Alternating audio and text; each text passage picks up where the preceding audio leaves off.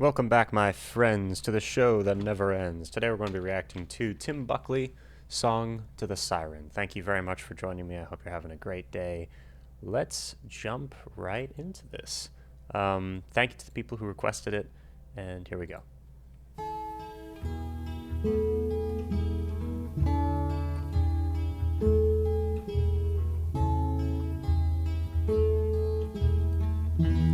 Long afloat on shipless oceans, I did all my best to smile, till your singing eyes and fingers drew me loving to your isle, and you sang, sail to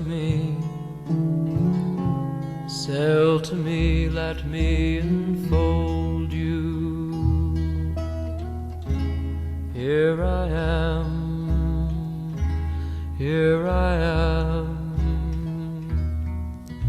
waiting to hold you.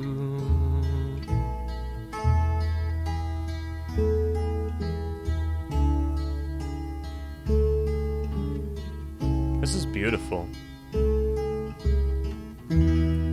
Did I dream you dreamed about me? Were you here when I was fox? But now my foolish boat is leaning, broken lovelorn on your rocks, for you sing, touch me not, come back tomorrow. Oh my heart shies from the sorrow.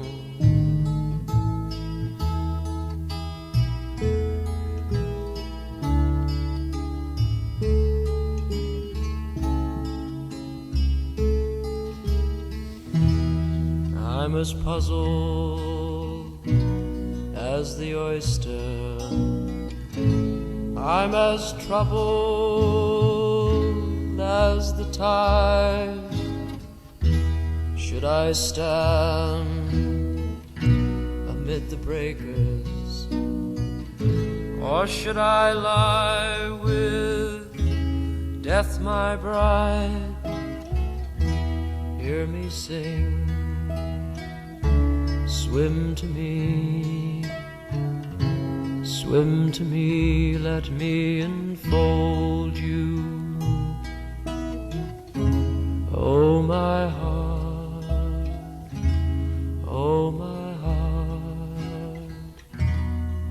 is waiting to hold you.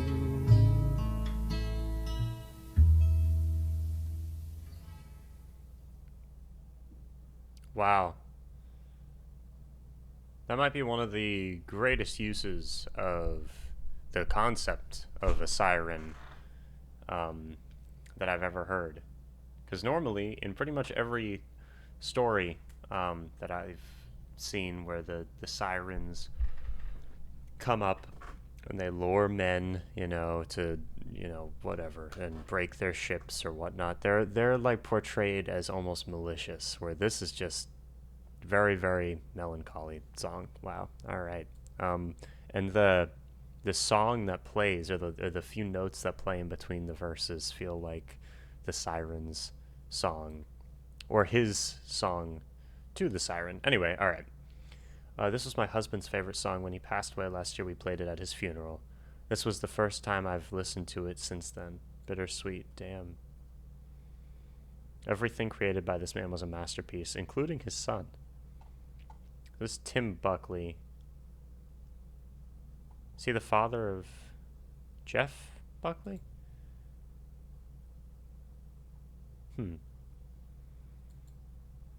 This song is so overwhelmingly beautiful, makes me sad, but reminds me of everything worth living at the same time. I sang this song to my grandmother while she was dying in bed. I'm happy to say that she's at peace now. Every once in a while, like, yeah, you go under the comments to videos like this, and there's a top comment by Little Lilith 82, which reads something like this. I sang this song to my grandmother while she was dying in bed. I'm happy to say she's at peace now. So incredibly sad. Wow. All right, one of my favorite pieces of art ever. I can't say enough. One of the most passionate and beautiful songs I've ever heard. Song to the Siren was released in 1970 on the album Star Sailor. Though the original author is Tim Buckley, it is well known to have been covered by numerous artists, including Robert Plant on his album Dreamland, and as a duet with Plant and English tenor Alfie Boe on his 2011 album Alfie. It has been covered by Mercury Prize nominee Sushila Raman on her album Salt Rain, by John... I can never pronounce his last name. This guy. Can you read it? Hopefully. On his 2009 album, The Empyrean.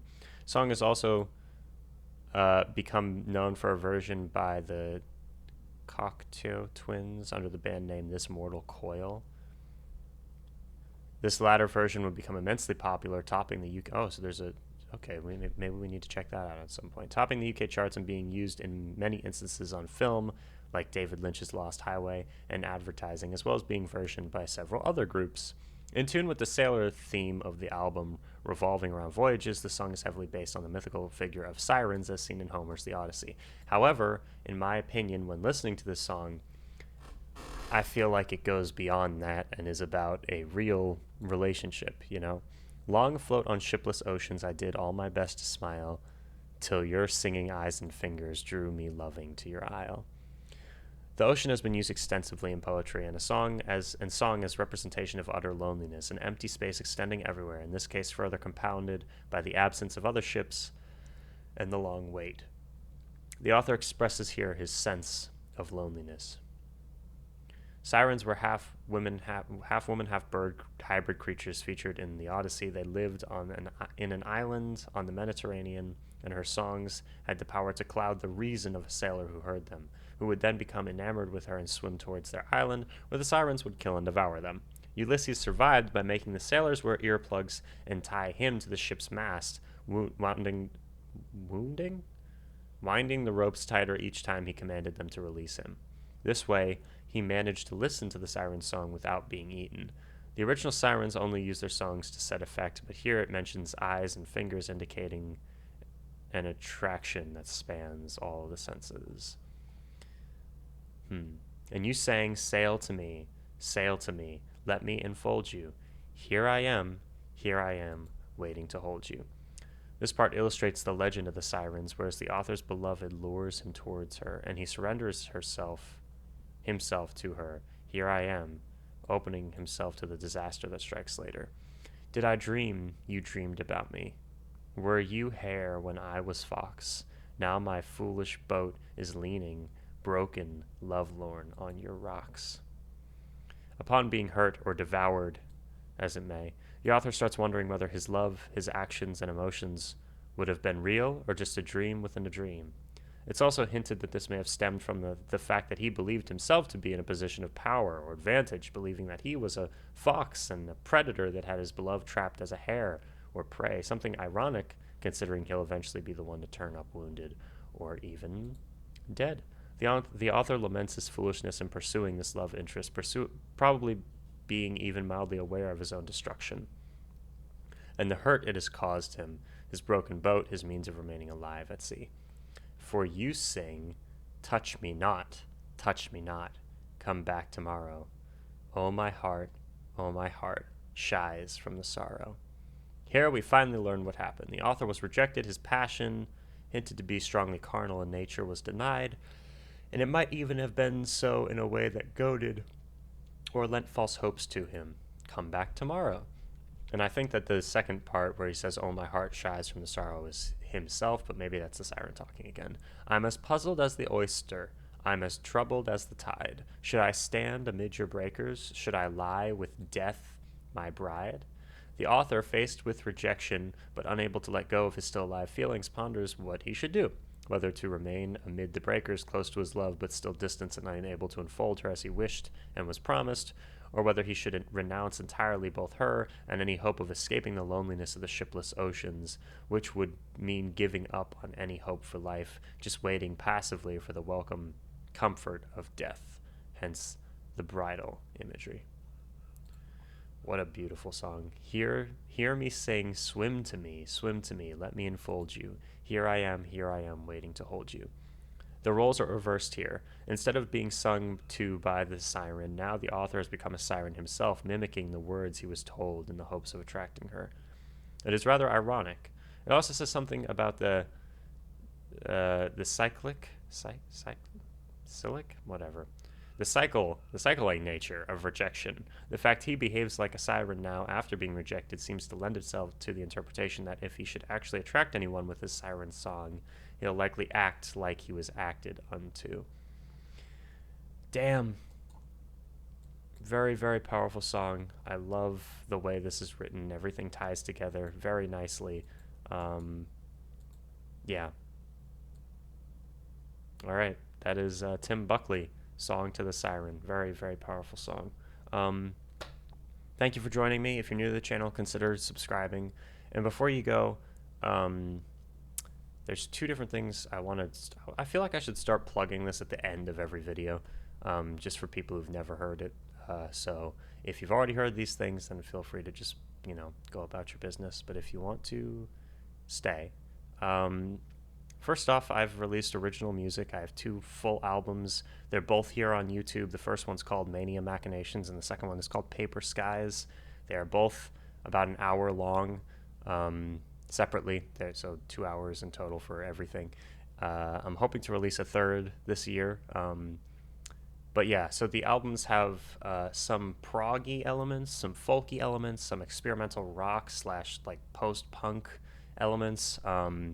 There's lots of different genres and stuff I'm drawing from in these songs. Lots of dynamics, I like to call them. Lots of layers. And I'm really proud of them, so it would mean the world to me if you would check them out if you want. My name is Daniel Profeta, so you can find that original music on YouTube under the name Daniel Profeta. You can also find it in the description. There's a link which will take you to like all of my stuff, including all the stupid social media I'm a part of and all that other BS. Then, if you are a Beatles fan, consider joining my Patreon if you want. We've been going through the Beatles albums one by one. We just did Rubber Soul. Very excited for the next one, which I believe is Revolver. Yeah, it's getting very interesting. Rubber Soul was such a, I've liked every album up to this point, but that was like a leap forward.